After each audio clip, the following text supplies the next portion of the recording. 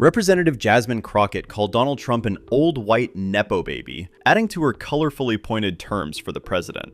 On the MSNBC show The Weekend Primetime, Crockett assailed his rogue administration for trying to work around a court order to stop the deployment of troops to Portland, Oregon. One court said the relatively small protests didn't warrant such a response. The president and allies continue to demonize immigrants, the congresswoman noted. She continued, "While we currently have record-level bankruptcies by farmers, it is not any of those people on the list. It is the old white Nepo baby that is sitting in the White House that is causing all the destruction, pain, and problems that you are enduring." Earlier, Republican Georgia Representative Marjorie Taylor Greene gave a reality check to Democratic Texas Representative Jasmine Crockett as the Democrat tried to push a debunked claim that the alleged assassin of Turning Point USA founder Charlie Kirk is MAGA. Ms. Crockett, for unanimous consent. Yes, Mr. Chair, since I wasn't allowed equal time to debate, I have a UC. It is from, it looks like Yahoo News. It says, Charlie Kirk suspect's grandma says family is all MAGA. Without objection, so ordered. Chair recognizes Ms. Green from Georgia. Mr. Chair, remember I have a UC as well. We'll recognize you next time. Chair, Ms. Green, it's your 5 minutes. Thank you, Mr. Chairman. I can assure you that the man, the 22-year-old man, Tyler Robinson, that murdered Charlie Kirk is not MAGA. His family may be Republican, but all of the evidence that is being presented proves that he is a far leftist, very much integrated in online groups that are linked to Antifa. He was in a relationship with a biological male, so-called furry, whatever that is transitioning to be a fake woman. He was not MAGA, not one bit. That is a complete lie, and it's an insult to every single Republican and person that identifies with those type of politics. We will not tolerate it. And that is the exact type of language that is getting many of us death threats day after day and led to shootings on the baseball field where Steve Scalise was shot. This is what led to President Trump nearly being assassinated this past summer. This is what has led to Charlie Kirk being assassinated. And so I just want to give a warning there. We're not going to tolerate that anymore. You know, something else we're not going to tolerate is crime. On August 11th, President Trump announced major steps to address the out-of-control crime in the district. Thank God, because this is my 5th year in Congress, and living in D.C. and working here has been a nightmare. It is. The crime is ridiculous, absolutely ridiculous. And let's talk about some of that. Since President Trump thankfully brought in the National Guard, carjackings have decreased by 87%. Nearly 1,200 people have been arrested, including known members of MS-13 and Tren de Aragua. Those are both foreign terrorist organizations. By the way, many of them came across the border while Democrats controlled this country in the past 4 years. Federal law enforcement seized nearly 120 firearms and busted a drug trafficking ring attempting to smuggle fentanyl, PCP, and cocaine into D.C. A joint effort by ICE and MPD arrested an illegal alien previously charged with sex crimes against a child. D.C. went 12 days without a single homicide. Can you imagine that that's something that the National Guard had to be here to do? It's unbelievable to anybody that is right-minded. U.S. Attorney Pirro reported that 88% of arrests made between the start of the federal deployment on August 11th and August 25th resulted in charges being filed.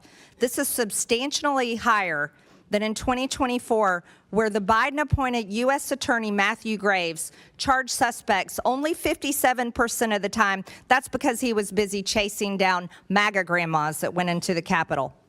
So I've got a simple question for you.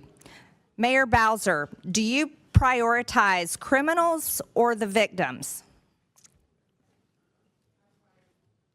I prioritize law-abiding D.C. residents, visitors, and workers. So that would be law-abiding citizens and victims. Do you support the police, Mayor Bowser? Yes. Mr. Mendelson, do you prioritize criminals or victims of criminals? I believe in swift and certain justice. And No, if I asked you somebody has committed either a one, crime- victims of criminals, of crime, or the criminals themselves. Which one do you prioritize? As I understand the question, victims. Victims. Do you support the police, Mr. Mendelson? Absolutely. Okay, Mr. Schwab, I'll ask you the same questions. Unfortunately, hurt people.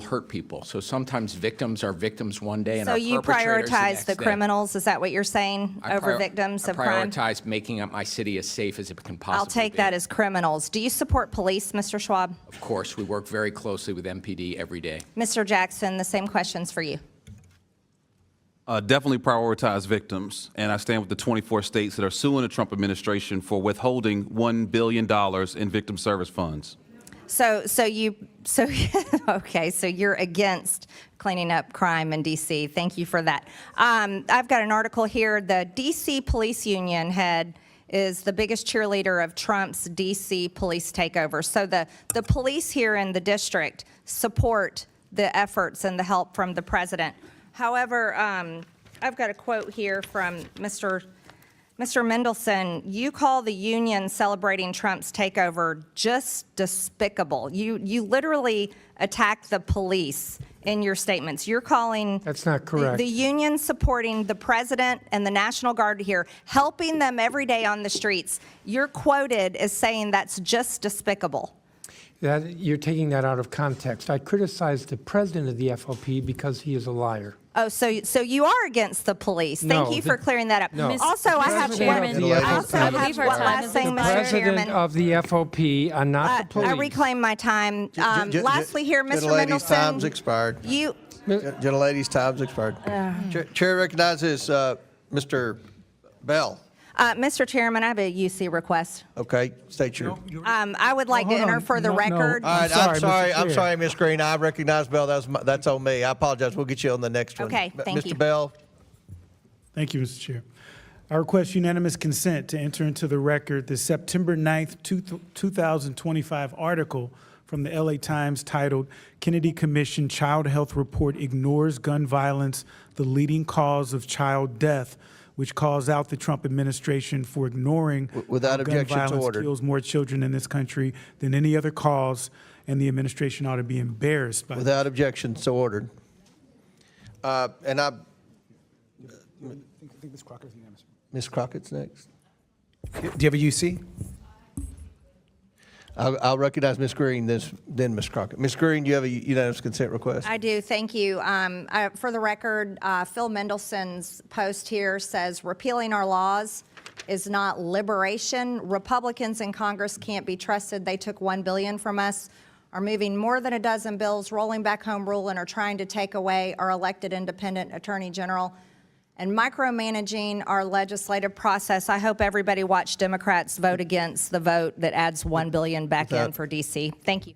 Without objection to order, Chair recognizes Ms. Crockett. Yes, for I a request UC. unanimous consent to enter into the record the September 16th, 2025 article from Time titled Trump Called for a Crackdown on the Radical Left, but Right-Wing Extremists Are Responsible for More Political Violence, which calls out the game the president is playing, in which he creates a fictional problem while downplaying the real history of far-right violence against the American public, from the Oklahoma City bombing to January 6th. I got Without another objection, one. so ordered. All right, the next one is for, it's an article from September 12, 2025. Article is from Democracy Docket titled, I Couldn't Care Less. Trump's downplaying of right-wing violence continues long pattern, which calls out the game the president is playing, in which he creates a fictional problem while downplaying the real history of far-right violence against the American public. Without objection, so ordered.